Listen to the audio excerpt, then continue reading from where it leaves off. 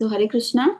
So we'll be continuing the second shloka. So we finished first shloka. So today we'll be starting the second shloka. Okay. So as you can see in the picture right here, this is Prabhupada giving a speech to his students where in Vrindavan, you can see that small Samadhi Mandir, right? Samadhi Bhajan Kutir of, that is of Rupa Goswami. So Prabhupada was giving a lecture about Rupa Goswami at his Samadhi Mandir. Okay, so we can all take darshan of Rupa Goswami's Samadhi Mandir. And this is what Sri Prabhupada used to stay in the Radha Damodar temple. And from his window, he could see the Samadhi Mandir every day. He used to meditate on Rupa Goswami. He used to request Rupa Goswami, I don't know how I'm going to propagate this message that my Guru Maharaj has given, spread Krishna consciousness throughout the world. So he used to cry every night, sweeping the Samadhi Mandir, the Bhajan Kutir over there. Please help me, Rupa Goswami. And he used to just weep loudly, crying, and he used to, with a broom, he used to sweep that the Samadhi Mandir over there. He used to meditate, please help me. And finally, one day, Rupa Goswami came to him and he said that don't worry, everything will come to you. You will be able to preach, everything will go well. And then that's how that preaching moment started. He went to, he got a chance to go to Morarji Desai. And then he got into the steamship, that cargo ship Jaladuta, and then he went to America. Then, it was a revolution. Within 10 years, ISKCON spread like anything. There were 108 temples built and everything happened. And from America, he got those devotees, American devotees here. And then he started spreading the Krishna conscious movement here. So throughout the whole world, now you see ISKCON is spread worldwide, right? So it's all started with Prabhupada. Okay. So he is the founder Acharya of ISKCON. So now in Upadeshamrita, we have a total of 11 shlokas, and from text 1 to 7, we have shlokas related to Vaidhi Sadhana Bhakti. Okay, and then from 8, we have Raganuga Sadhana Bhakti. We'll see what that is. And text 9 to 11, Bhava Bhakti and Prema Bhakti. Okay, that is the final stage of Bhakti.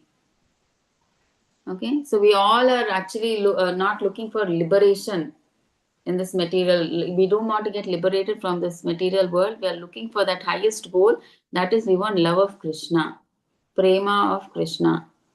Okay, so that is why we are all requested, we all request everybody, Prabhupada requested all of us. The main thing is all 99% of our spiritual sadhana depends on chanting. Okay, so the more you chant, the more your impurities, bad impurities will go away and your heart will get purified and the dormant love for Krishna will awaken within you. Okay, which is what we want. We don't want to get liberated. Liberation is just a byproduct. Okay, when we chant the Hare Krishna Mahamantra, that is just a byproduct. We are not interested in the byproduct, right? We want the main thing, that is love of Krishna. So when you chant Hare Krishna mantra, that love of Godhead, which is dormant, which is already there within us, so that awakens. Okay, so that we want. Okay, so let's see what are the instructions Rupa Goswami gives today. Okay, so Vaidhi Sadhana Bhakti, so text 1 to 7, and so preface the goal of Krishna consciousness and the means of attaining it. So to reach perfection in Krishna consciousness, one must follow the instructions of the 6 Goswamis of Vrindavan by controlling the mind and senses as instructed by Srila Rupa Goswami in Nectar of Instruction. So if we want to achieve that goal, love of Krishna, so we have to control our mind and senses. So how can we do that? Is given in the instructions of Rupa Goswami. So that is what we saw in the last class. So in text 1, what we saw, how we can control the 6 urges. Okay, so in this shloka, we saw that the necessary why is it necessary for us to control the mind and senses? And a person who has controlled such mind and senses is called a Goswami, and a person who has mastered this prerequisite, he is fit to be a guru and he can make disciples throughout the world.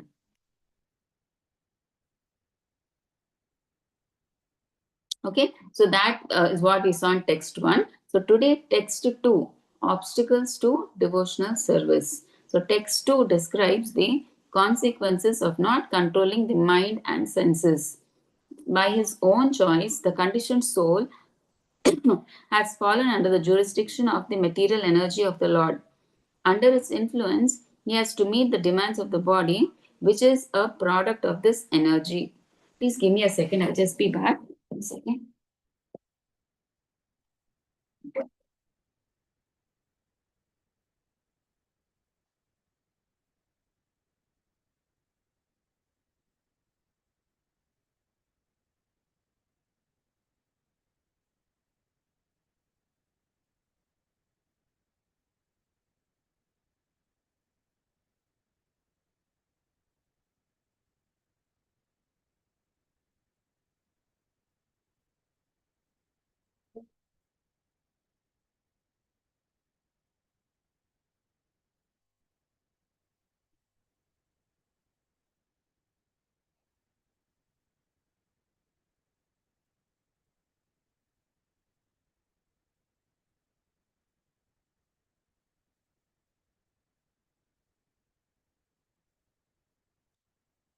Sorry. Text 2 describes the consequences of not controlling the mind and senses. Okay. So what happens if you don't control your mind and senses? Okay. So this is very important actually, obstacles. So if you don't remove them, this will cause a hindrance to our bhakti.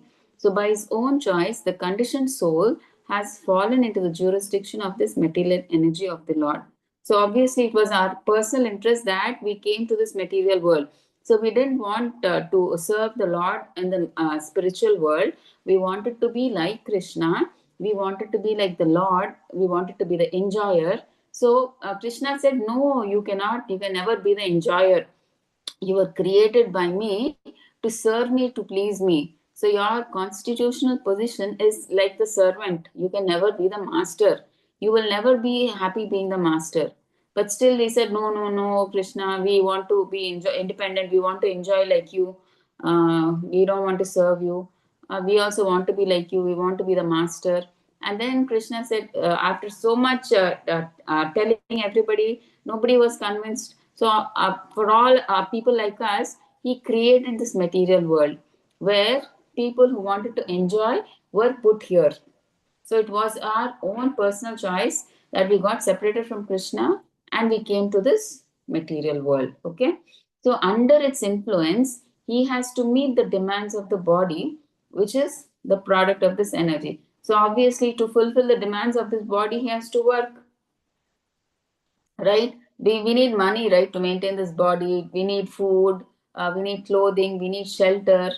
Okay, for our basic needs, we need money. So for which to meet the demands of this body, we have to work. Okay, so and in text 2 further explains how to meet these basic demands in a way that fosters spiritual progress rather than material entanglement.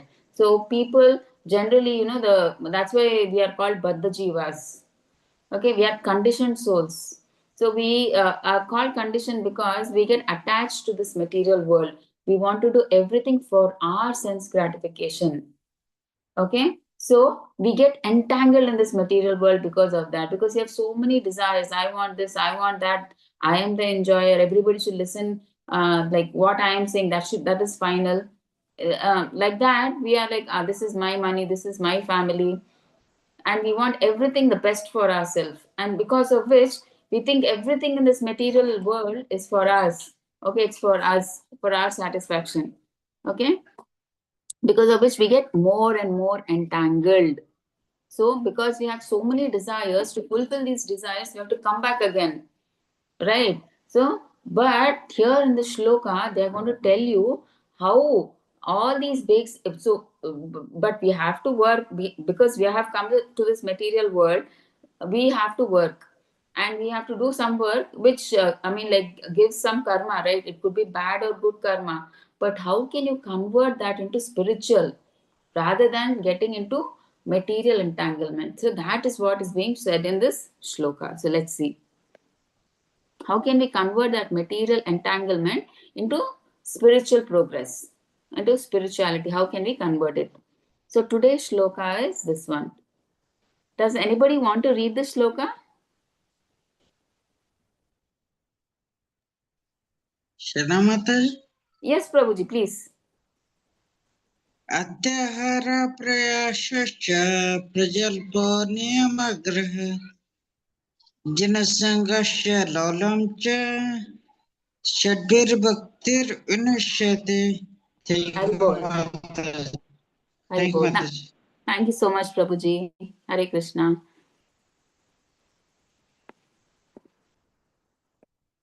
Okay, we'll see the translation. Does anybody want to read the translation? Hare Krishna. Anybody? May I try? Yes, please, Mataji, please. Translation: one's devotional service is spoiled when he becomes too entangled in the following 6 activities: eating more than necessary, or collecting more funds than required. 2. Over endeavoring for mundane things that are very difficult to obtain. 3. Talking unnecessarily about mundane subject matters. Number 4, practicing the scriptural rules and regulation only for the sake of following them and not for the sake of spiritual advancement, or rejecting the rules and regulations for and working independently or whimsically. 5. Associating with worldly minded persons who are not interested in Krishna consciousness. And 6. Being greedy for mundane achievements. Hare Krishna. Hare Krishna. Thank you so much, Mataji.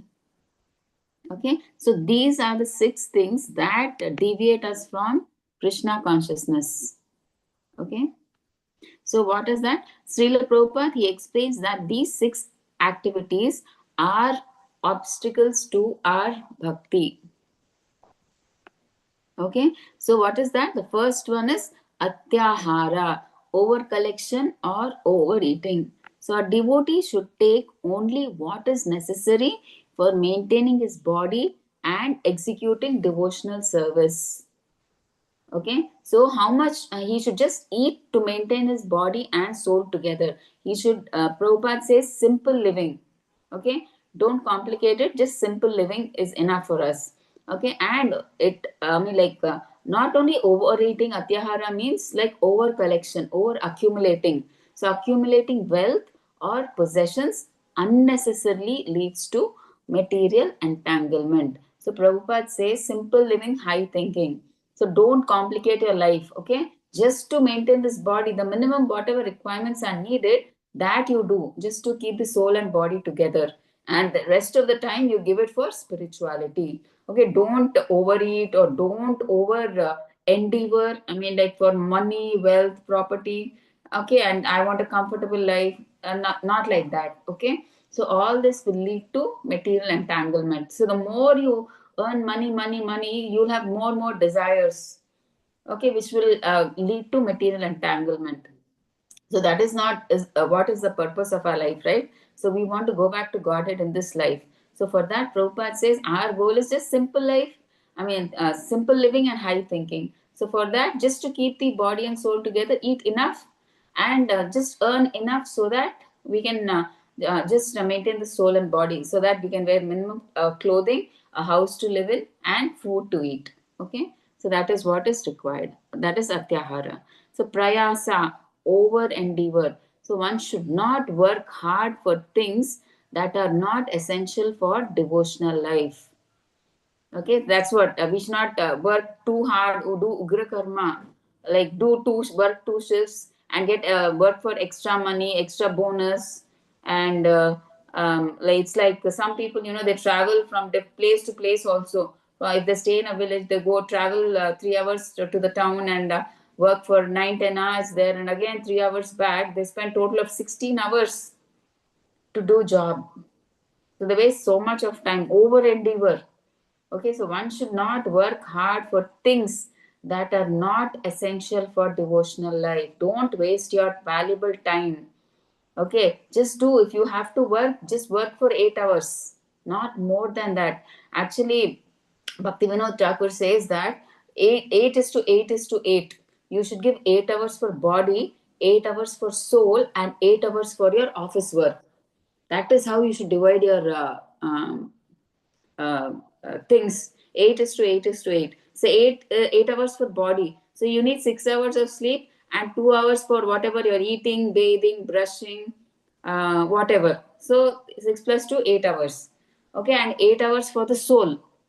You read, you chant, you do service, whatever within that 8 hours, and 8 hours for your job or work. Or ladies, they may have their household chores as a housewife, whatever it is, that is the 8 hours. So if you can follow this 8 is to 8 is to 8, then our life is successful. Okay, so next, material ambition distracts the mind from Krishna. See, if you over endeavor, overwork, your mind is totally fixed on that material ambition, material things only, and it keeps you away from Krishna. So you always think, oh, how can I get that? How can I compete with him? How can I make it more profitable? So your mind will always be thinking about such things, material things. So you are distracted from Krishna. And next is Prajalpa, useless talk. So we've seen Prajalpa, right? Yes, in the first sloka, Vacho Begam. So useless talk. They talk gossip, politics, mundane discussions, they waste valuable time that should be used in remembering Krishna or speaking about him. So in the last class, we saw it's better to remain silent than talking nonsense. So, but Prabhupada says being silent means not just keeping mauna, like how the Mayavadis do. Okay, so we talk about Krishna. If we have to open our mouth, we just talk about Krishna. Otherwise, nothing. Okay, we don't talk anything. And Niyamagraha, this word has two meanings. Okay, one is neglecting the rules of the Shastra or following them fanatically without understanding the purpose, which is to develop love for Krishna. Some people, Niyamagraha means they totally neglect the rules of the Shastra. Okay, or some people are there who fanatically, just for following the rituals, they don't realize the purpose why they are doing it. So they fanatically, just because they have to do, they do it, but not knowing the reason, what is the actual purpose they're doing it.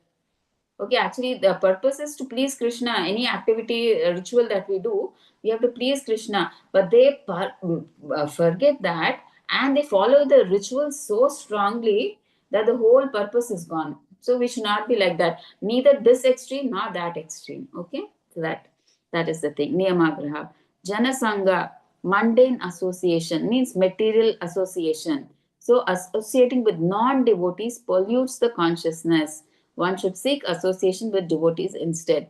See, when you associate with non-devotees, you get their consciousness. It's like it's said that if you associate with drunkard, you become a drunkard, right? So, however you associate, you become those. You get those characteristics in you. So that's why Prabhupada says because this whole world is full of mundane people, but the jivas who are so attracted to sense gratification and who don't want Krishna. So if we associate with such kind of people, those who are in Krishna consciousness, we also get deviated. We also fall down in our bhakti. So we should seek association with devotees instead. So that's why we have these, Prabhupada established these ISKCONs, Bhakti Shastris, right? That is why we have all these bhakti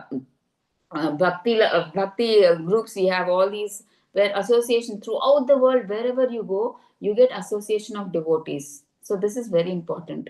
And last is laulya, greed for bhukti. So laulya means we have greed for three things. Bhukti means we have greed for material enjoyment. We want name, fame, money, wealth, land, property.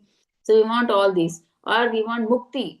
We want liberation, like the Mayavadis or the impersonalists. They want to go and merge with God. Okay, Brahmajyoti. Or Siddhi, mystic powers. Okay, they want mystic powers. They are greedy. I mean, like one can become big, one can become small, one can become light, one can become heavy, like that. See, all these bhakti, bhukti, mukti, and siddhi, they destroy devotion.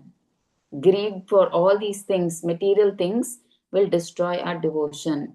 So Srila Prabhupada concludes that a serious devotee avoids these 6 unfavorable activities and always remains engaged in Krishna consciousness with determination.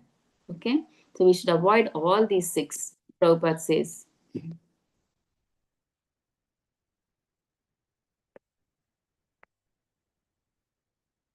Okay, so living in this material world. So we know that the Lord has 3 primary energies. Actually, this the material world is being run by a particular kind of energy.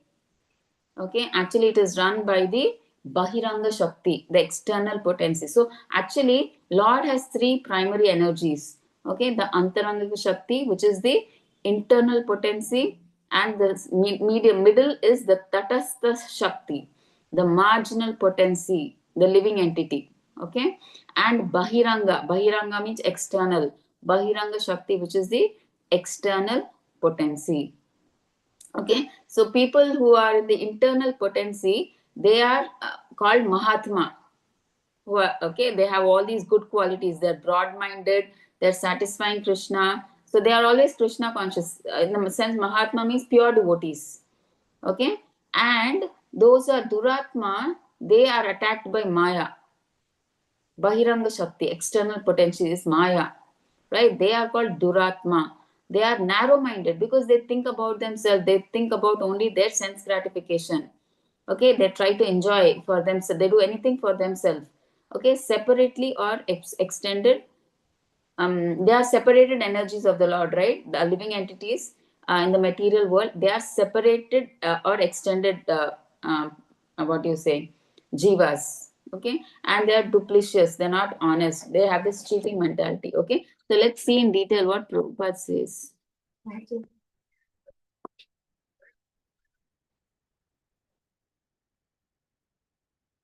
Okay, so human life is meant for simple living and high thinking. Since all conditioned living beings are under the control of, this is Prabhupada's purport, okay? I'm just reading it so that we get an idea. Since all conditioned living beings are in the control of Lord's third energy, this material world is designed so that one is obliged to work. So in this material world, whoever comes is designed in such a way that they have to work. Okay, how else will they maintain their body, right? So they have to earn money for which they have to work. Okay, the Supreme Personality of Godhead has 3 primary energies or potencies. The first is called Antaranga Shakti, or the internal potency. The second is called Tatashta Shakti, that or the marginal potency. The third is called Bahiranga Shakti, or the external potency. Okay, and the living entities belong to the marginal potency or the Tatastha Shakti, and they're situated between the internal and external potency. So this Tatastha, this Jiva, he can either belong to the internal potency or to the external. So internal means he can either belong to the spiritual world or to the material world. It is totally up to him. So that is why he is on the marginal potency. Okay, because he is being subordinate as eternal servants of the Supreme Personality of Godhead, the Jivatmas or atomic living entities must remain under the control of the internal or external potency. See, they can never be independent, the Jivatmas. Okay, they have to be, because they are subordinate and they are eternal servants of the Supreme Personality of the Godhead. So they must remain under the control of either Maya or Krishna, right? Either internal potency they have to depend on, or the external potency, either Krishna or Maya, but they are never independent. Okay, they are under control of either one of them. So when they are under the control of the internal potency, they display their natural constitutional activity. What is that? Constant engagement in the devotional service of the Lord. So actually, what were we created for? What is our natural constitution? What is our swarupa? We were created to serve the Lord, give pleasure to the Lord. So when we are in the jiva is in the internal potency, means the spiritual world. What is our swabhava? to serve the Lord, to please the Lord. So that is what we do. We do bhakti. Okay. So it is stated in Bhagavad Gita 9.13, Mahatmanastu mam pardha daivim prakritim ashita bhajanti ananya manaso natva bhutadim avyayam. So what is said? O son of Pritha, those who are not deluded, the great souls, are under the protection of the divine nature. Okay, so those who are not confused, they are not under Maya's protection, they are not under Maya. The great souls, they are under my protection, my divine nature, Krishna is saying. So they are fully engaged in devotional service because they know me as the Supreme Personality of Godhead, original and inexhaustible. Here, the word Mahatma refers to who are broad minded, not cripple minded. He is not Kripana. He is not miserly. Okay, he's not cripple minded. Mahatma means they have a broad mind. So, cripple minded persons or Duratma always, why are they called cripple minded or Duratma? Because they're always engaged in satisfying their senses. Okay, they always want, they want to be the master, they want to be the enjoyer, they want to satisfy their senses only. But sometimes this expands beyond their activities. Like if they want to do some good for others, like their family members, this ism, that ism, like nationalism, they want to do some social activities. It extends beyond the family to the society, to the nation, like that, to country, like that. It goes on. So nationalism, humanitarianism. So humanitarianism means promotion of human welfare. Example, giving them some livelihood assistance and financing, refugee care, education, providing them funds, right? All these. So they may reject personal sense gratification for the sense gratification of others, like the members of the family, community, or society, either international or national. See, they work like donkeys, right? To satisfy their family members, we see. Okay, that is also a kind of sense gratification because he's trying to satisfy his extension. Like, who are his extension beyond his body is his family members, his society members, his nation or country, to whatever extent. But all is for his sense gratification, right? So he may reject his sense gratification, but that is also a kind of sense gratification indirectly, okay? For the sense gratification of others, like the members of family, community, or society, either national or international. Actually, all of this is, say, extended sense gratification from personal to communal to social. Okay, it extends from his this thing to family, family to community, community to social. I mean, okay. So this may all be very good from the. It may appear like from the material point of view, this is very nice, but such activities, you may think that, oh, he's taking so much good care of his family, or so much he's doing for the society, he's doing so much for the country. Okay, but such activities have no spiritual value. Okay, the basis of such activity is only sense gratification. So why is he doing all this? So that he will get some name, fame, credit, right? Either personal or extended. That is why. So nowhere Krishna is satisfied. Only he is doing it for his sense gratification. Only when a person gratifies the senses of the Supreme Lord can he be called a Mahatma. So Mahatma and Duratma difference is, a Mahatma is a person who satisfies the senses of Supreme Lord. Okay, he is a broad-minded person. And Duratma is, he does everything for his satisfaction. So in the above quoted verse from Bhagavad Gita, the words Daivim Prakritim refers to the control of internal potency. So we saw, right, Daivim Prakritim is said about this material nature. So it is under the control of, Yeah. So Mahatmas, the pure souls, they are under the control of Daivim Prakritim, or under the control of internal energy. So internal energy means it is none other than Srimati Radharani. It is her manifestation. Her expansion is Lakshmi Devi, the goddess of fortune. So from Radharani, the expansion of Lakshmi Devi comes, the goddess of fortune. So when the individual Jiva souls are under the control of the internal energy, their only engagement, see, when they're under control of internal energy, that is Srimati Radharani, their only engagement is satisfaction of Krishna or Vishnu. So this is the position of a Mahatma. So a Mahatma is always willing to please Krishna or Vishnu. He does works that satisfy them. He does not do anything for his own satisfaction. If one is not a Mahatma, he is a Duratma or a cripple-minded person. Such mentally crippled Duratmas are put under the control of Lord's external potency, Mahamaya. Okay, so Mahamaya is Durga Devi, right? Who's the jailer of this material world. Okay, she takes care of this material world. So either we Baddha Jivas either in control of Krishna or Maya. There is no in between. Okay, so we are either under the control of Maya or under the control of Krishna. Either these two. Okay, there is no in between. So there's no way where we can say that I will do this, I will do the Krishna consciousness, at the same time I will do material sense gratification. That is not possible. You can't put one leg in one boat and other leg in one boat and both the boats are going, you will fall in water. You may think that, okay, I will do material sense gratification also, I will do this also, the bhakti also, you will land nowhere. Okay, so that is not possible. So you have to, there is no you have to, go on one path. So you have to put both the legs in one boat so that you can travel safely. Okay.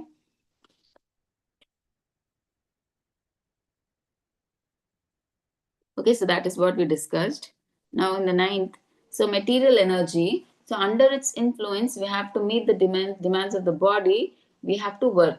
So obviously, when we are born in the material world, we have to work. We have to meet the demands of the body. We have to work. We need money. We need money so that we can sustain this body. Okay, we need some clothes, we need to eat some food, we need a house to live. So for the basic amenities, we have to work because we have come into this material world and it's designed like that. Otherwise, we can't live, right? See, anybody who's a conditioned soul, he can't live without earning, right? So that is the process. So nature, so there is a train story analogy which shows the connection to the material energy, the nature of the material energy. So let's see that. Okay, so this is a train story, a classic example often told by Srila Prabhupada and devotees to illustrate how material energy drags the conditioned soul along, whether he likes it or not. So you all must be knowing, because you all completed the Bhagavad Gita classes, that how even if we don't like to do a particular thing, we are forced to do it. Why? Because we are governed by this material world with the three gunas. They bind us, even though we don't want to do it, we don't like it, but because of the force of the three gunas, we are tied up, our hands and legs are tied up, and we have to do it, whether we like it or not. Okay, that is why we are called Baddha Jivas.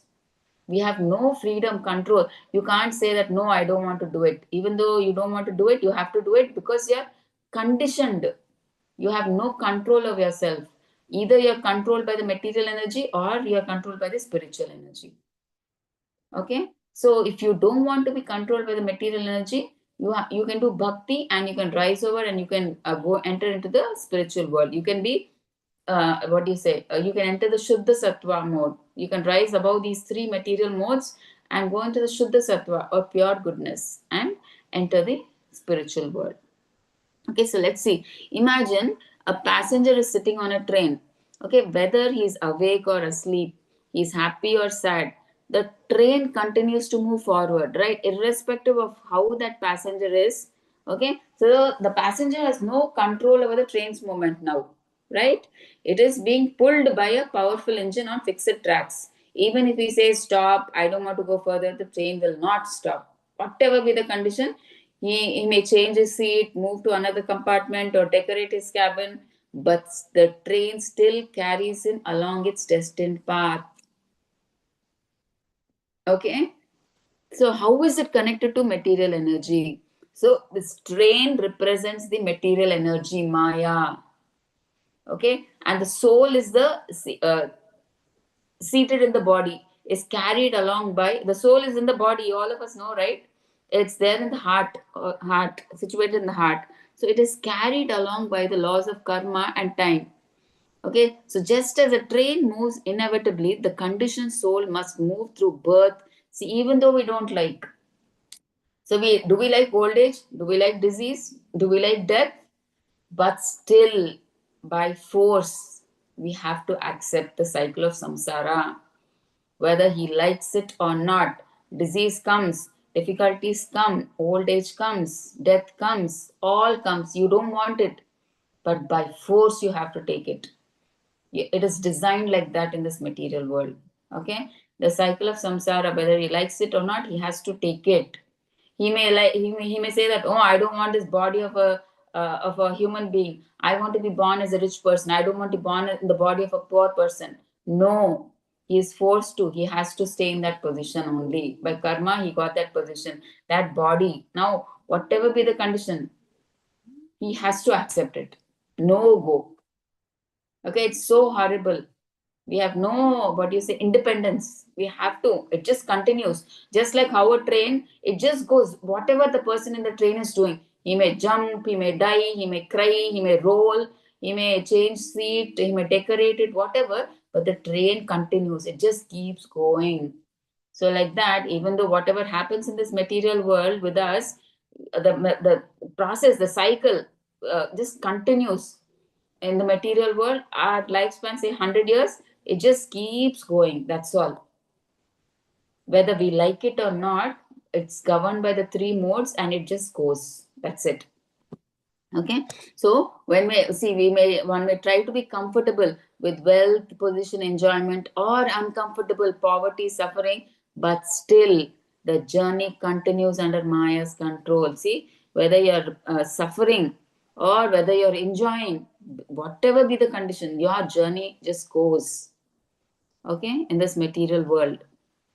Okay, so what do you understand from this? So the only way to become free from being dragged by this material train, what do you have to do? You have to get off the train. That is, you have to rise above the material energy, like rise above the three modes. Take shelter of Krishna. Come to the Shuddha Sattva mode by practicing Krishna consciousness. So just like a passenger is trapped in a moving train, whatever he does, he shouts, but still the train doesn't stop until it reaches its destination. Even though maybe he has an emergency, but still it doesn't stop unless you pull the chain, right? Otherwise, it doesn't stop. Like whatever you do, it won't. It just keeps moving. So like that, the conditioned soul, he is trapped in this material world. He may do whatever, he may do enjoy, suffer, everything, but still he has to live in this material world. He cannot stop the movements of time, karma, maya, nothing. But the only thing, the way we can get out of this material world is by surrendering to Krishna. Okay, one can leave the material train altogether. See, we can leave this material world altogether. How? By surrendering to Krishna and returning to our original home, that is eternal spiritual journey. Okay. So this is the analogy of the train. Okay, it's subjects, conditions, souls to the threefold miseries. So all of us, I mean, I'm not sure whether I think, but is there in Bhagavad Gita also? We are subjected to, all the Baddha Jivas are subjected to these threefold miseries. Adi Daivika, demigods, Adi Bhautika, other Jivas, Adhyatmika, own body and mind. So what are if I ask a particular person what are the problems, difficulties that you are facing, he may tell his personal problems. If I ask somebody else, he may tell his problems. He may say, oh, there is power cut in my house. Somebody else may say my tap is not working. Somebody else may say electricity is not there. There's this problem. They will say all these. Somebody says I don't have money. Somebody says I have this disease. Okay, but what is actually a real problem? A real problem is a problem which is common to everybody. Right? What is that problem? Janma, Mrityu, Jara, Vyadi. Anybody has to face this, right? See, even be it a poor person, rich person. So this is the problem everybody faces. And in the material world, what is it that we face? Adi Bhautika, these threefold miseries. These are also faced by everybody. Okay, Adi Daivika, Adi Bhautika, Adhyatmika. Okay, so let's see in detail. Okay.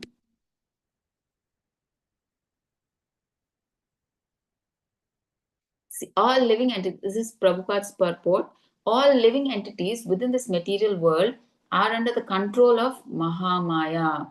So people who are in the material world are under the control of Mahamaya, and those in the spiritual world are under the control of Yogamaya. Okay, so in this material world are under the control of Mahamaya, whose business is to subject them to the influence of the threefold miseries. And it is a duty, duty of Mahamaya.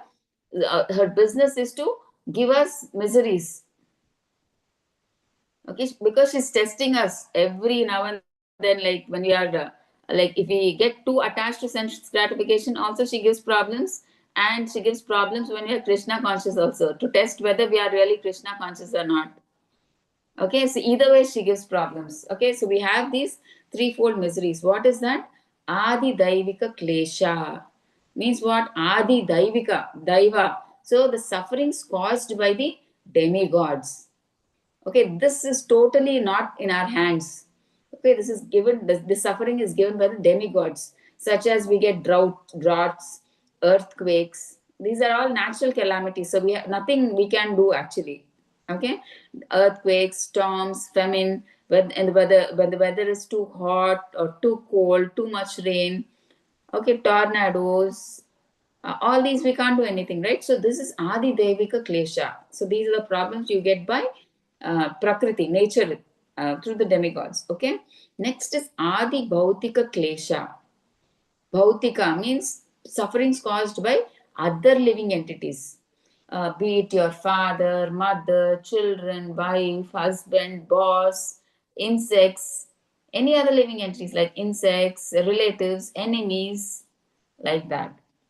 Okay, and Adhyatmika Klesha means Atmika. So by our internal, these are internal sufferings caused by one's own body and mind. Okay, it's some disease such as, suppose for instance, like through the mind, you may be thinking like, okay, today your child is supposed to come back from school at 3 o'clock and it's 3:30, he still didn't come, and you're like worried, like what happened? Oh, probably he didn't meet with an accident, right? Or something didn't happen to him, right? And then your mind makes big thing, oh, not, I hope he's not met with an accident, or this didn't happen. And it'll be thinking at 3:35 he comes and he says, Ma, there was a special class, so that's why I got late. See, the mind puts you in so much tension when he didn't come for half an hour. So I mean, maybe an accident happened or something, but actually nothing happened. So we imagine things through the mind like that. And body is like we get all these diseases, right? So these are the problems. So Daiva Bhutatma Hetavaha. So these are the Hetavas. These are the causes. The conditioned souls are subjected to these three. These are the causes Hetavaha. Subjected to these three miseries by the control of external energy. They suffer the various difficulties. So these, see, all of you must have faced, right? Adi Daivika, earthquake, droughts, famine, too hot, too cold. And Adi Bhautika, we must have faced troubles because of our parents, because of our children, wife, husband, boss, insects, mosquito biting us, like that. Okay. And Adhyatmika is like by our own body and mind. Okay. All these. So see, Adhyatmika Klesha means sufferings caused by higher powers, demigods. These are miseries beyond human control, coming from natural or cosmic forces, governed by the demigods or devas. Okay, Adidevika Klesha. So examples are droughts or excessive rains ruining crops, earthquakes, volcanic eruptions or storms, floods, cyclones, tsunamis, extreme heat or cold waves, and eclipses or cosmic disturbances affecting the environment, like that. So these are the sufferings given by the will of the demigods like Indra for rain, Agni for fire, Vayu for wind, under the supervision of Krishna. So humans have little control over them. They have no control. These are all natural disasters which come through Krishna, through the demigods, under the supervision of Krishna. Okay. So Adi Bhautika Klesha, the sufferings that are caused by other living entities. So these miseries come from other living beings such as could be humans, animals, insects, or even microbes. So examples are mosquitoes, flies, bugs, or snakes biting or harming us, So dogs, tigers, and other animals attacking, enemies, thieves, or bullies causing trouble, germs, bacteria, or virus causing diseases, and quarrels, arguments, or betrayals in relationships. Okay, so these are the things. So these sufferings arise from interactions with all other living beings, all conditioned by their own karma. So they face all these problems, it's because of their own karma. Right? It's not like somebody is just doing it wantedly like that, causing you pain. Not like that. Okay, it comes because of our own karma and cause physical or emotional pain. Adhyatmika klesha, sufferings caused by one's own body and mind. So these are internal miseries that arise from our own physical body or mental condition. So examples: headache, fever, disease, old age or injury, anxiety, anger, depression, jealousy, fear, loneliness, restlessness, or lack of peace, even when external things seem fine. Okay, so these miseries show that the body and mind themselves are sources of suffering, even when the world around us seems peaceful. Okay.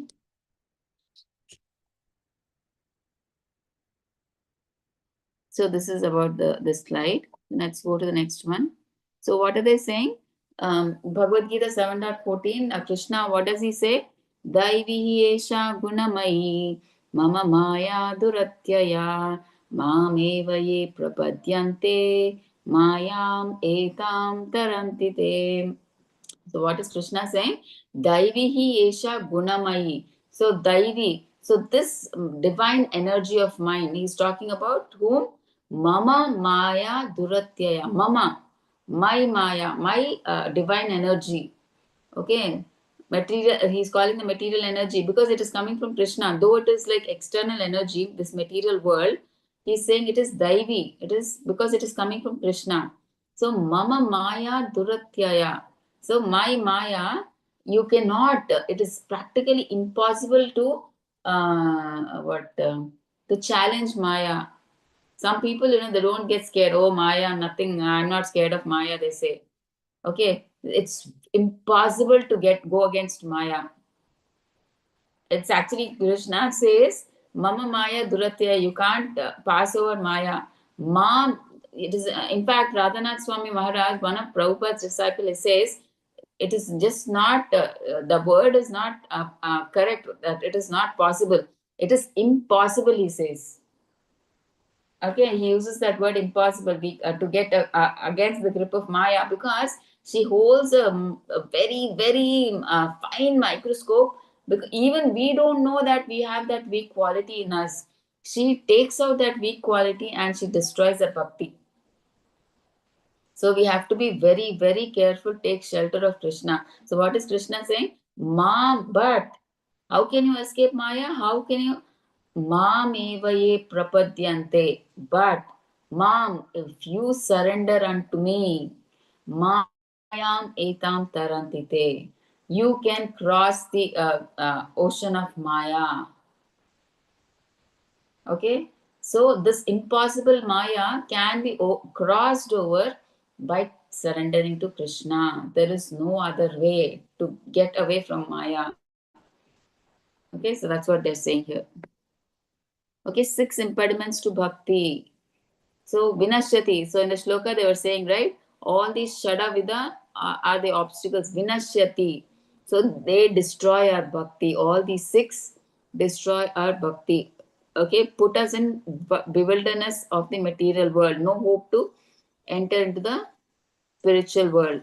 But who can go? Only for sincere and really wanting to attain goal. They can move forward in bhakti. Okay, so this is the first one. First obstacle for us. Okay, overeating or collecting. This is first is atyahara.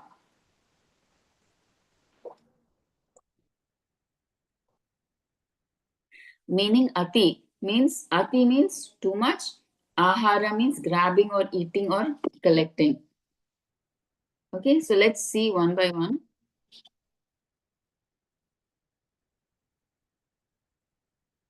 Okay, so Prabhupada explains it as both overeating, means atyahara means no, not only just eating, overeating, but also over collecting wealth, possessions, or knowledge.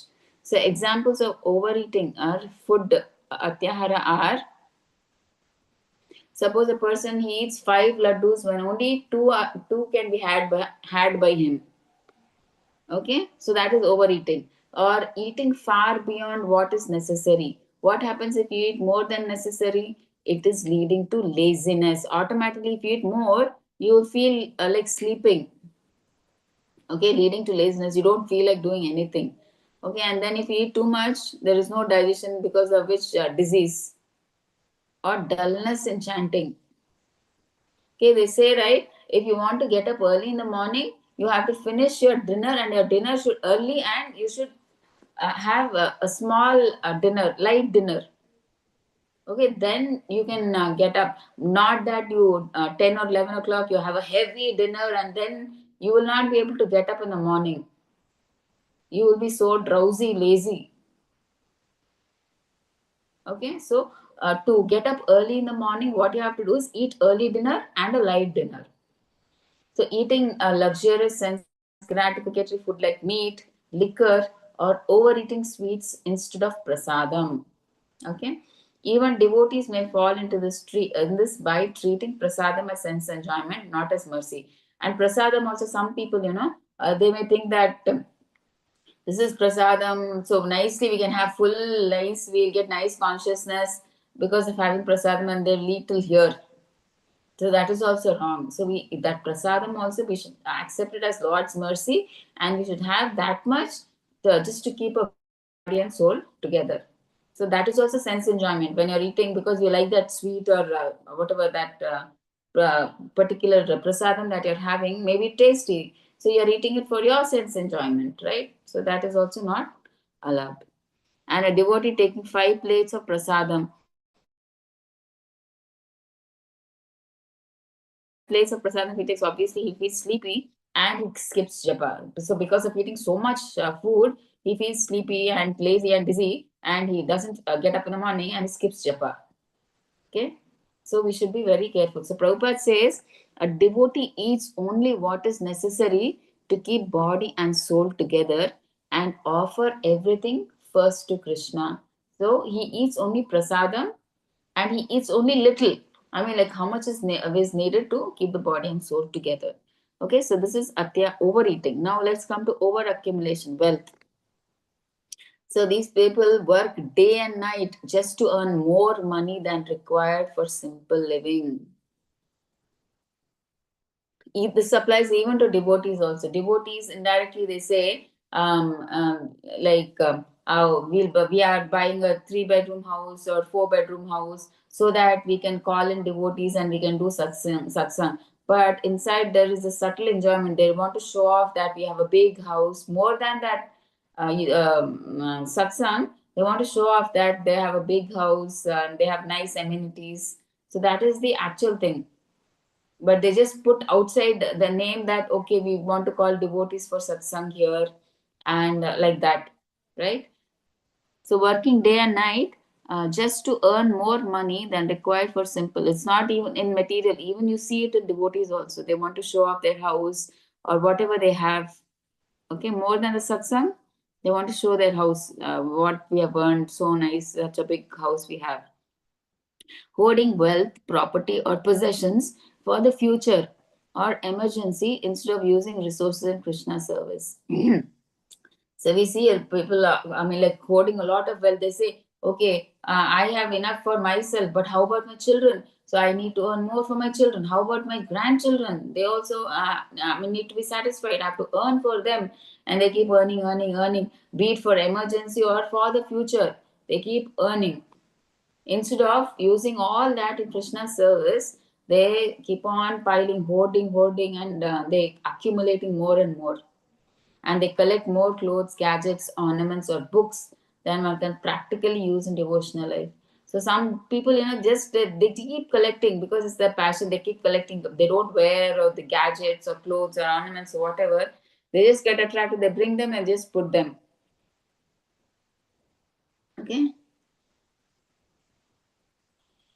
then one can practically use and that instead of just buying all those unnecessary things, they can use the same thing practically for devotional life. You can give it as donation to the temple, right? A worker doing overtime just to buy luxury items. See, nowadays these people, condition souls, they do double shifts, night shifts, overtime, get extra bonus, extra money. They do ugra karma like 16, 17 hours, they'll be working. Because of which they have no time for chanting and reading Gita or whatever. Spiritual activities, they don't have time. So Prabhupada says one should not collect more than necessary. See, if you collect more, you'll be expecting like what next will come, what next I can accumulate, what next I can store. So your mind is always on that. How can I get that? How can I get that? Like that, your mind is totally on waste material objects. Okay, so it increases that material desire and anxiety. But that extra wealth, if you can use it for Krishna's service, it relieves your tension and gives you a sense of happiness. Okay, that extra wealth should be engaged in Krishna's service. Okay, so whatever extra that you earn, so actually practically this what is ours in this world, we come empty handed, we go empty handed, and whatever we get in between, it's like actually everything is Krishna's. We are just the guardians of this property that he gives us. Whatever he gives us, like we are the guardian, just like a watchman, we are protecting it, that's all. Okay, so nothing is ours. So whatever we get, we should use it, even including ourselves, we should use it in the service of Krishna. Okay, the next point we'll see. Next point here, they say our needs are different. Okay, so let's see what does Prabhupada say. See, our needs are different means, see, everyone has different bodily constitutions and necessities. Okay, what is too much for one person may be sufficient for another. See, because each body type, they whatever they want is like the quantity or the need is different. So what is sufficient for one person may be insufficient for another. Okay, what is insufficient for another may be sufficient for this person, right? So like that. So Prabhupada stresses simple living. Take only what is needed for your body and service, not more. Okay, so example they're giving is a student needs only basic study material. He does not need a luxury gadget collection. Like nowadays, it's become a fashion for the students. They more than studying the study material, they search everything on the internet using these cell phones or laptops or iPads and everything. They collect all these gadgets and they put in front of them and they tell us we are researching, we are finding out this for a science project, we are doing this, that, like that. But actually, what is needed is they need. When we were studying, we didn't have all these cell phones. We didn't have all these gadgets. We just studied only the books and the study material that we had. Okay, so be simple. Just study that material, not using all these luxury gadgets and all the thing. Okay, so next is the spirit of enjoyment versus Lord's mercy. Okay, so let's see. So if we eat or collect excessively, it's in the spirit of enjoyment, thinking I am the enjoyer. Okay, so when you eat too much, it's not because you're hungry that you're eating, it's because of the taste that you're eating. So you're thinking that I am the enjoyer, I want more. So for your sense gratification, you're doing. Right? Even if you're collecting also, the same thing. I should be the best, I should be the number one. I should be the number one registered person. I should be in the India number 1 to 10 in the rich people list. So for that, he'll be working like a donkey and then collecting more and more money. So if we eat or collect excessively, it is in the spirit of enjoyment, thinking I am the enjoyer. But if we accept only what Krishna sends and don't work extra, don't labor and do all that, it is like honoring the Lord's mercy. Just work for 8 hours. Okay, and remaining time you use it for spiritual work, I mean spiritual seva or whatever. See, this human life is got, it's a rare thing that we got after 84 lakh janmas. We got this human life, which you should not use it like how animals are using it, just for eating, sleeping, mating, and defending. If you use it like that, what is the difference between an animal and you? We have that higher consciousness, we have that thinking capacity, so we can think, okay, why am I suffering? I don't want death. Who is God? Who am I? What is my relationship with God? And and like, I don't want death. Why is death forced on me? I don't like old age. Why is it forced on me? I don't like exercise. Why is it forced on me? So we have questions, we can think, we can question, but animals can't question, right? So we can get all the answers in the Bhagavad Gita. So if we just practice the Bhagavad Gita, living the Bhagavad Gita, we can go back to Godhead. Okay? So like that.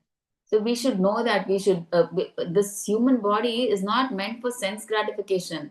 It is meant to do tapasya. So that's why Prabhupada says, see, all these years you've given your self to Maya. Just give this one life to Krishna and see what happens. Okay? So that's what we all are trying to do now. We are trying to. I mean, like I don't say 100%. I don't say I'm trying to. I'm just trying to. So we are just trying to give our life to Krishna, and we want to maximum. We are trying to go back to Krishna in this janma itself. Okay, so if we accept only what Krishna sends, it's honoring the Lord's mercy. Example, honoring prasadam gratefully versus overeating as food is meant for our pleasure. See, we should honor even prasadam also. Some people, there is one person I've heard on through one Prabhuji's speech, like, because some people think because it is prasadam, how much ever we want, we can have it, no problem. And that person, he had it till here, till the neck, and he was not even able to breathe. They had to take him to the hospital, and then they had to cut open his stomach, and then they had to remove that halwa prasadam that he had till the neck, and then he was saved. So anything which we do to the extreme is damaging or dangerous, even if it is prasadam. So we should have prasadam as a mercy from the Lord. So just have it as much to keep the soul and body together. But because if the prasadam or that halwa is tasty, and you just make an attempt that indirectly you say that, oh, this is prasadam, so I will have more, more, more. That is like indirectly, though outwardly you're saying it is prasadam, but inwardly you like that taste. That's why you wanted to eat more. For your sense gratification, you're doing it. Right? So which is not accepted. Okay? So that is the thing. So next is like Ishavasya principle and satisfaction. So what is that principle from Ishopanishad mantra? So we'll see this mantra also when we do the Ishopanishad, that we'll do in this course of L3. That last we'll do. So in that it is said, Ishavasyam idam sarvam. Okay, Ishavasya means God. Idam sarvam. Everything belongs to the Lord. Right? And we should accept only our quota.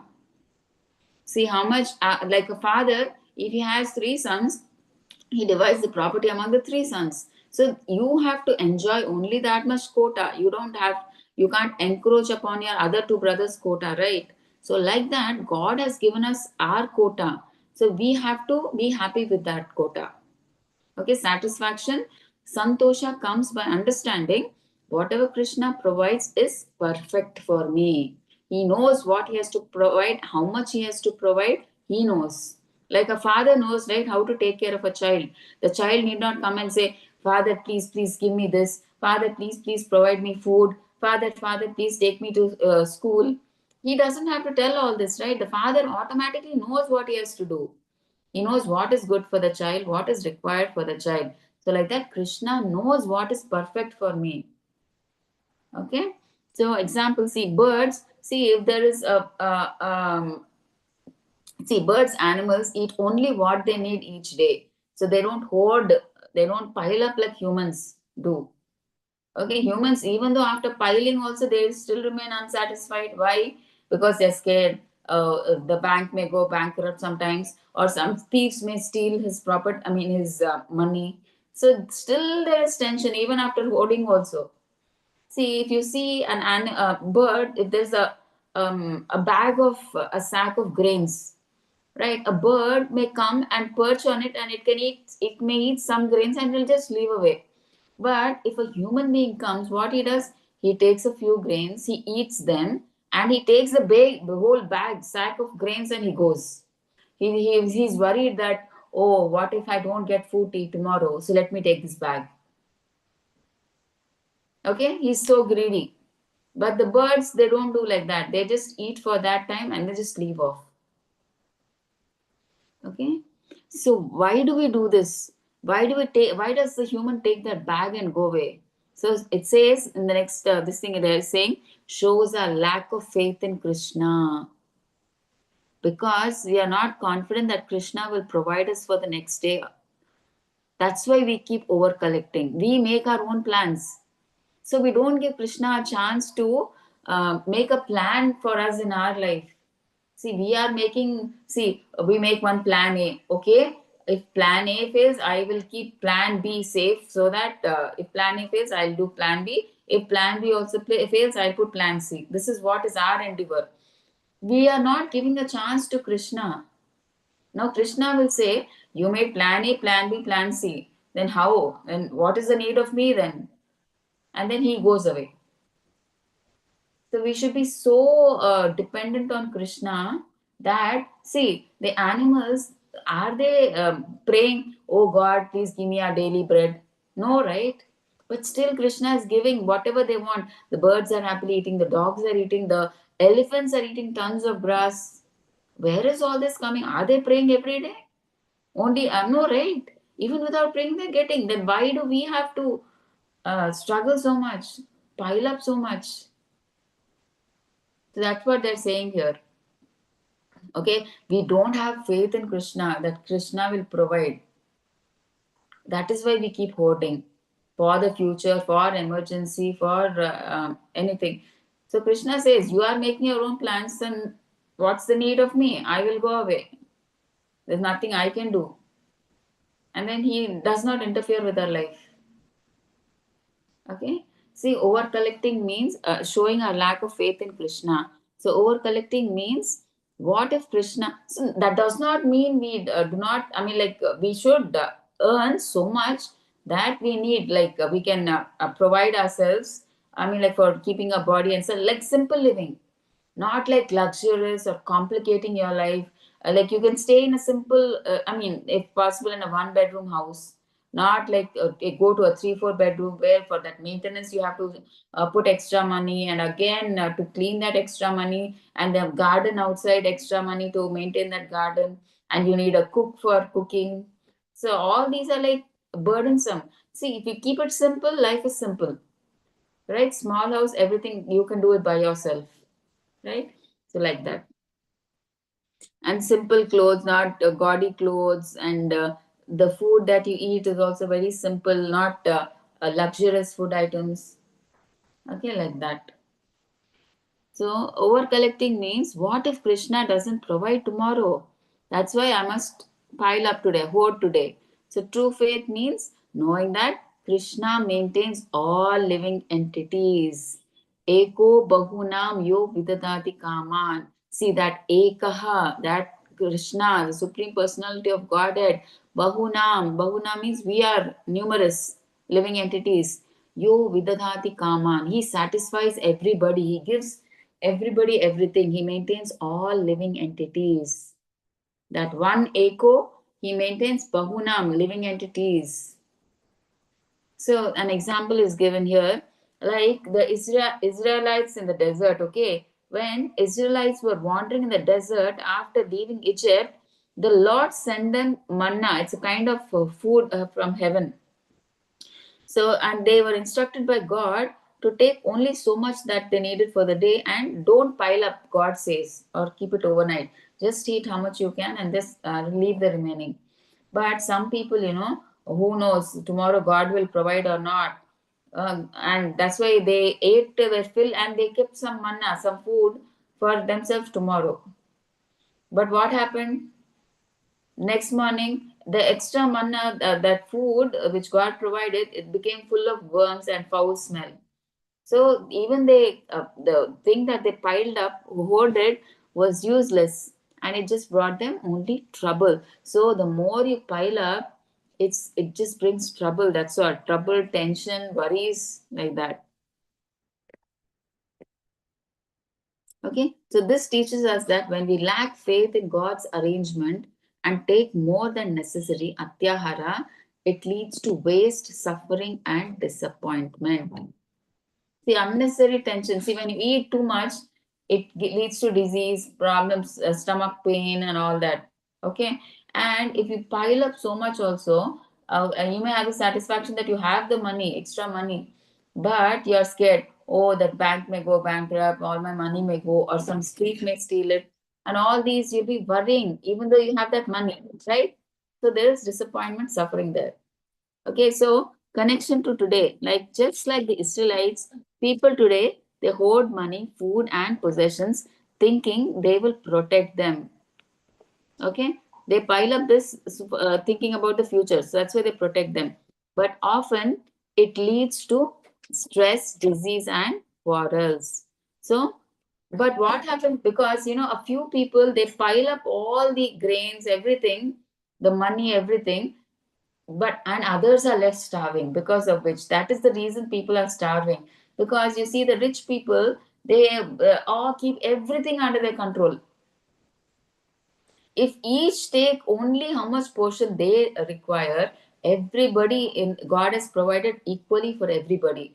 But the why are others starving is because these rich people, they pile and hoard without allowing the others to take. That is why they are left starving. And these people, they pile in, right? So they are starving. Okay, if everybody simply takes what they need as the Lord provides, say the world will have enough for everyone. So that is the logic actually. But God, we should never blame God that He's not giving. He gives it for everybody's need, not for everybody's greed. But some people in the world, they pile up so much, they hoard so much that the others are not getting, the others are starving because of them, because they over collect. Okay, so we should understand that over collecting shows a lack of faith in Krishna. So true devotees live by the Ishavasya principle. What is that? Everything belongs to God. So actually, what was there when we came to this world? Did we bring anything in this world? Everything is given by God, right? The parents, the family, the money, everything is given by God. So why should we fear? Did we ask that we want to be born to these parents? Were we given these clothes, these food, and the money, everything? It's all God's plan, right? Nothing was there when we came, right? So everything is just given by God. Okay, so everything belongs to God. I will take only my share and use the rest in His service. And by chance, if Krishna, like He gives us something extra, what I mean, like beyond our capacity, and you can use that in Krishna's service, because it is ultimately Krishna who is giving us, right? Okay, so one should not eat more than necessary nor collect more funds than required. So a devotee should be satisfied with whatever is necessary for maintaining the body and soul together, and anything extra should be used in Krishna's service. Otherwise, atyahara will destroy devotional life. Okay, so atyahara is equal to taking more than required food or wealth or possession, stock, knowledge, anything. And Prabhupada wants that it makes the heart heavy, prevents spiritual focus, and eventually destroys devotion. Okay, so Atyahara, we have to be very careful. This is the first obstacle for us.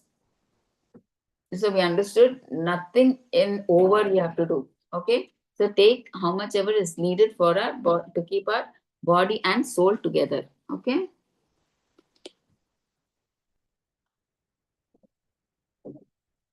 So we've completed this slide. Ishavasya principle and satisfaction shows a lack of faith in Krishna. So 13, next obstacle, over endeavor, prayasa. Okay, so let's see this.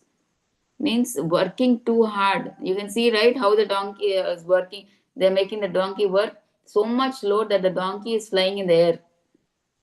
They work like that, these people nowadays. Okay, so let's see. So prayasa means unnecessary or excessive endeavor, especially for material gain, name, fame, or pleasures beyond what is needed for spiritual progress. So that is prayasa. You are putting extra endeavor, too much energy, effort. For what? For material gain. So what Prabhupada wants, when we try to control material nature by our hard labor, working day and night for wealth, position, or overcomplicated plans, we only become slaves of work. Instead of enjoying, we become burdened, just like the overloaded donkey in the picture. See, you see all these Azim Premji or all these people, they work so hard that they don't even sometimes get proper sleep, time to sleep, or even time to eat. They hardly eat this much. They are not able to enjoy what they have earned also. They become so much slaves to their work. So they want to compete. They want to be the number one, because of which they work hard. So their main goal is not enjoying that money that they've hard earned, because they're just trying to compete. They want to earn. They want to be the number one. But there is no peace of mind actually. They're not able to enjoy what they have earned. Okay, they want to earn more, earn more, earn more. They work like that donkey, overburdened donkey. You saw, right, in the picture? Like that.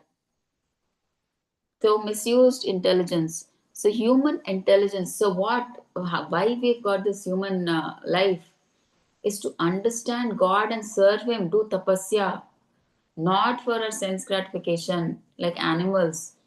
If it is misused only to build skyscrapers, collect money, or chase prestige, then it becomes prayasa. Okay? Useless endeavor. Our effort should go in understanding God and serving Him, which most of us don't do. 99.9% don't do at all. See, when we go for book distribution to all these shops on the road, they're so materialistic, so business minded. They say we have no time. They say that we come in the morning at 9, 10 and we leave home at 11 o'clock, and we hardly have time to read Bhagavad Gita or anything. We go home, eat, and again sleep. Morning we get up and again we come for business. That's it. That is their life. Horrible life. They don't even get to eat properly. They eat because they have to eat. That's all. They go home at that time, 10, 11, they eat and they sleep. And then again get up early in the morning. Again they come back to work. None of them show interest. They will say, what we'll do with Bhagavad Gita? We will take it later. Now, not now. Now business time. And they'll be telling all these reasons. But these Baddha Jivas, they don't understand this human life is very rare. See, only very few people who come in contact with these devotees, they come to know the purpose of life. It is to do tapasya. This rare human life is meant to do tapasya.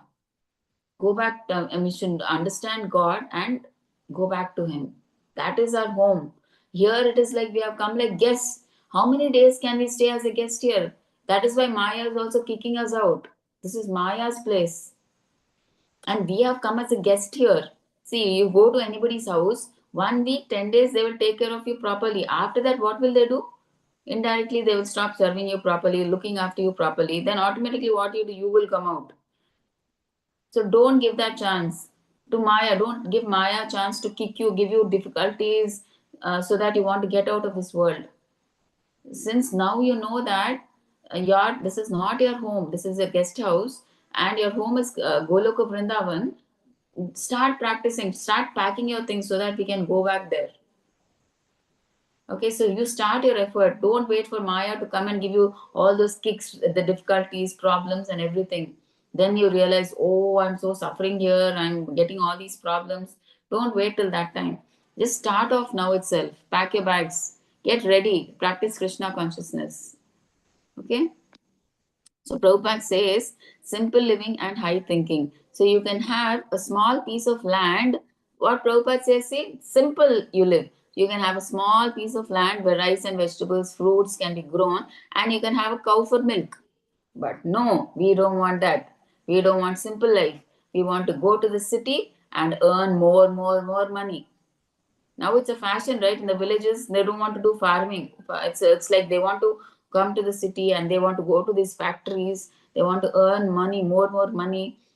So what do these people in the village do? They travel in the morning. They get up in the morning. They at 6 o'clock or something, and they travel to the city for 3 hours. And there they work in the factories or somewhere there 9 to 10 hours, and they come back again 3 hours. By the time they come back home, it is like 9-10 p.m. So total of 16 hours they are wasting. They're actually supposed to work for 8 hours, 16 hours. So 8 hours they're wasting. They waste so much amount of time which otherwise could be used for Krishna consciousness. But and what contrary, what do the city people do? City people, they think, what is all this city life? I'm not getting enough money. And they want to go to America to earn more money. Okay, and if you go to America, there too, some people, what do? They travel for 2-3 hours one way, be it in cars or trams or aeroplanes or whatever, and again to come back 3 hours. So, like this, they waste valuable, precious time. Even if you see in Bombay, these trains also, they're jam packed. They keep traveling to long paces in trains. They travel. So this is prayasa. They're wasting precious time in prayasa, over endeavoring for work, working for more than required. So all the time is gone in this. Then where is the time for spirituality? No time. They say busy. Okay. So, but that's why Prabhupada is saying, don't go for all these complications. Just live simply. Why do you want more and more money? See, so much that you want to lead a simple life. If you have Prabhupada says, have a small land where you can grow your grain and vegetables and fruits. Okay, that small land. See, if 3 months that farmer works, for the whole entire 9 months, he can store all that grain. And the seeds, if he grows the vegetables and plants, throughout the year they'll be growing. And if he has a cow for milk, that's it, it's over. What more do we want? It's so simple. Prabhupada says, keep it simple. Okay? But we should understand that when God created this world, He created all the things. See, He created all the things needed for everybody. Actually, we need not fear. Okay? When a father and mother bring a child into this world, they they earn so much that they can bring up this child, right? So when Krishna has brought all of us into this world, we are his children, right? So he has provided everything for us. He gives us everything that is needed. So we don't have to fear. Like how a baby is helpless, right? It can't do anything. Everything has to be done by the parent. Like that, we are helpless in this world. See, nothing in this world is ours. When we came, nothing is there. We don't have anything. Even we don't know. Like why we came, how we came. We came into this world and the parents brought us up. And to a certain age, also, we don't know. We are in this world. They are our parents. We don't know all this also. Who took care of us? Like, see, the parents, they take care of us like that. So Krishna is the supreme father. He's the seed giving father. So obviously, he'll take care of us, right? He will not just throw us like that. So we should have that faith in Krishna and we should not waste our time in over endeavoring. Extra effort, all this we should not do. Okay, so it is not recommended. So our service must be steady. We should just do minimum 8 hours is right. The minimum the job requires generally. So do 8 hours because we need money for survival. Right? For that, we have to work. Okay, to keep our body and soul together. So that much is enough. All right. So that much we have to do. So we should not over endeavor. Okay, keeping faith in Krishna. So our service must be steady, not exhausting to the point that it endangers our spiritual life. So we work so hard that we don't even sleep, we don't even eat, we don't even enjoy that money that we have earned. Is it necessary that we earn like that? Okay, so that is what Prabhupada says. And what are the two criteria per Prabhupada's mode? What is he saying? Not endangering spiritual life. Okay, so work should leave enough time and energy for chanting, hearing, reading Shastra. See, and Prabhupada, in fact, he says, suppose your work, you are in such a job which requires more than 12 to 16 hours, you leave that job then. You find such a job where you live simple life, where you can just support yourself to keep your body and soul together. Look for such a job, and the remaining time you dedicate for spiritual life.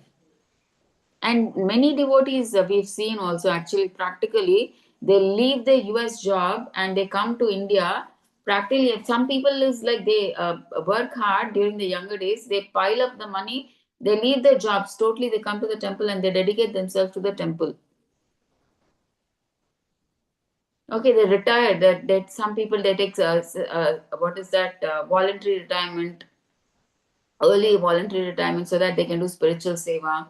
So there are many good examples like that. People, they don't work like donkeys and asses. Okay, so they know that this human life is meant for doing tapasya and dedicating life for Krishna, pleasing Krishna. Okay, and consult others. Okay, if material or even devotional work drains us so much that chanting becomes mechanical or neglected, it is prayasa. And even in devotional life also, if we take up too much seva, that sometimes it does not give us pleasure, it becomes a burden for us. We take so many responsibilities, you don't enjoy that work. Okay, then it becomes a burden. Then it's like you're chanting also, it becomes like mechanical. See, you'll be in this thing that have to chant fastly. For the sake of chanting, you chant fast, and then you run for that seva. Oh, if I don't go by this time, my next seva will be late. Like that, you'll do your chanting becomes mechanical. It's not that you do your chanting out of love for Krishna. So even devotional also, spiritual also, we should not take too much seva. We should leave so much time that we can chant properly, read properly, listen properly, okay, do our sadhana properly, and then work. So we should plan accordingly.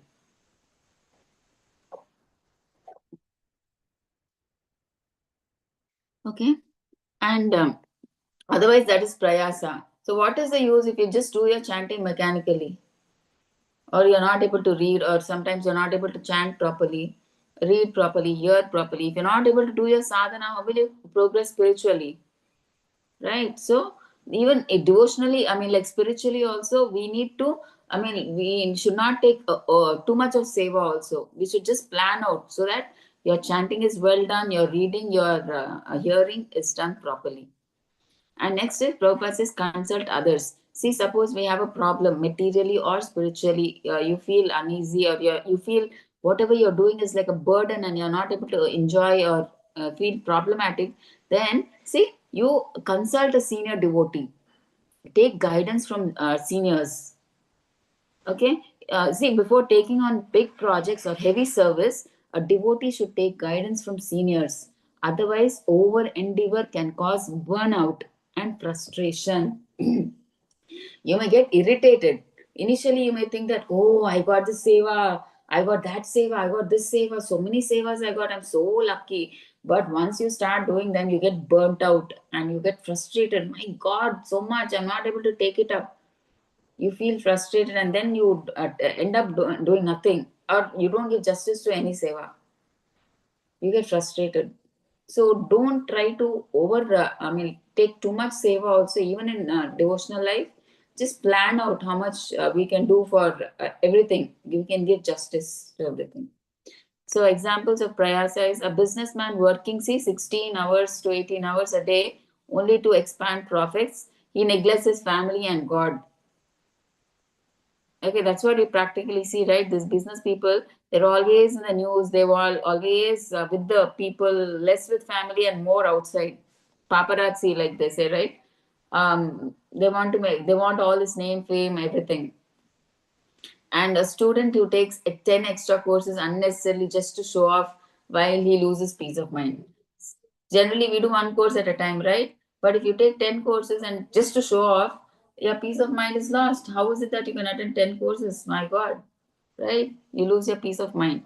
So devotees organizing huge programs without support.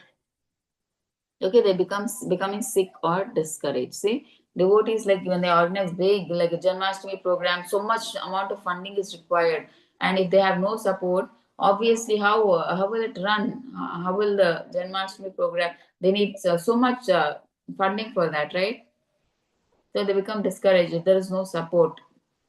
So we should not just only if there is support or funding, everything is there, then we can plan. Otherwise, it is like you become frustrated and discouraged and like sick. And society's endless race for more money, more gadgets, more luxury. Okay, all this, the more you pile up all these material things, it never gives you satisfaction. In fact, it gives you frustration and distress. Okay, so what is Prabhupada saying? He says, do not work like hogs and dogs. Live a simple life, which nobody listens actually. Everybody, like, still, even being a devotee, they try to raise their material living standard. But outwardly, they say, our house is for preaching purpose. That is why we are taking a big house. But inwardly, they have that sense gratification that they want to show off to everybody that, oh, we got a big house, comfortable, luxurious house. See our house, see our house. For that purpose, they call for satsang. Okay, Prabhupada is saying, don't work like hogs and dogs. Live a simple life, save time, and utilize it for chanting and hearing. So balance is the key. Okay, work enough to maintain life, but keep the main energy for Krishna's service.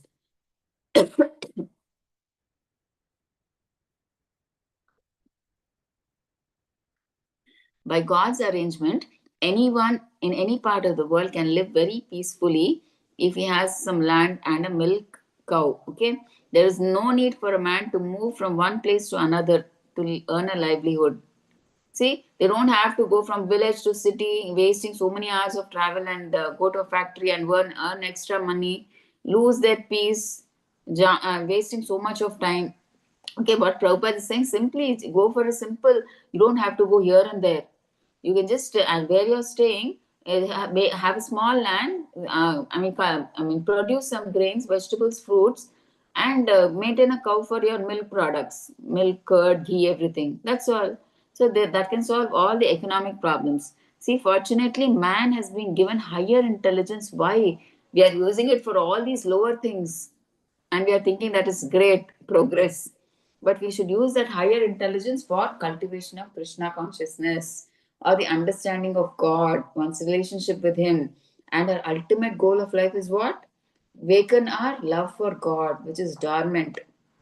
But unfortunately, what are the civilized men they're doing? They're not caring for God. The scientists and philosophers, see, they don't care for God, and they utilize their intelligence to get more than necessary. These scientists, they develop all these new gadgets so that we can stay more comfortably here, so that we can get more attached to this material world. They are binding us to this material world. They're saying, oh, we are giving all these comforts, you stay happily here. They're not letting us come out of this world. Okay, so we are using the intelligence to get more than necessary and simply eat to satisfy our tongue. By God's arrangement, there is sufficient scope for the production of milk and grains for human beings all over the world. But instead of using their higher intelligence to cultivate God consciousness, these people misuse for unnecessary and unwanted things. What? Thus, factories, slaughterhouses, see, they're building up all these unwanted things. Instead, they can just have that small land and a cow. For that, they build factories, slaughterhouses, brothels, liquor shops, all these are opened. Okay, if people are advised not to collect too many goods, eat too much or work unnecessarily to possess artificial amenities. So if we tell them don't pile up all these, they say, see, you want us to go back to all that village life and do farming. So nowadays it's a prestige now. Everybody wants to come to the city and work in factories. That is a big a prestige for them. See, if we tell them, see, don't eat more than necessary or don't try to earn more and more money, see, they think that they are being advised to return to a primitive way of life. They think, oh, no, no, no, no. Everybody will think that because we don't have the capacity to go to city and work there, this person is useless, only fit for farming. And they will think like that. So that's why, where are you? In which zamana are you? Where are you now? I mean, like everybody's going to the city and nicely earning. Why should I stay in this village and work, do farming? That's what they will say. Okay, so they think they are being advised to return to a primitive way of life. So generally, people do not like to accept. See, they do not like to accept simple living and high thinking. So that is their unfortunate position.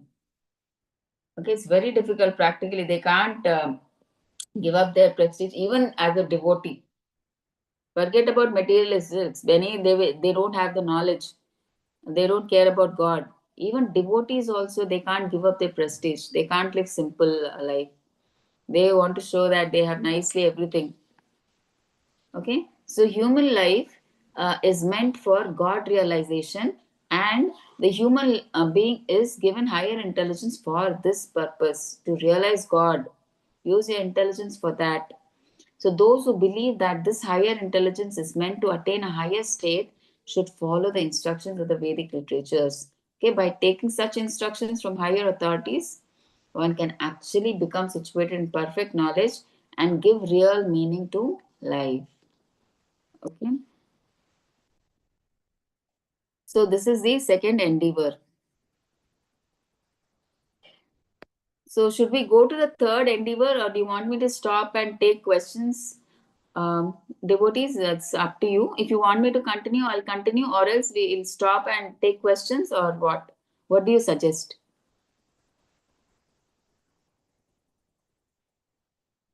Hare Krishna. Yes, Hare Krishna Mataji. Namaskaram. Namaskaram, Prabhuji. Yes, up to you, Mataji. No, Prabhuji. For me, it is okay. I can continue, but I was wondering, like, I think it will be like too much, like, for you to absorb. That is what I was wondering. Should I continue in the next class, or like, because some devotees may be having doubts, right? It may take another 15 minutes. So I was wondering, like, it will be like too much for them. Yes, sure, Mataji. So we'll stop here, Prabhuji. Yes, Mataji. Yes. Sure. So then we'll start from the third Prajalpa tomorrow. I mean, next Sunday. We'll try to complete it. Okay, next week. Thank you so much, Prabhuji.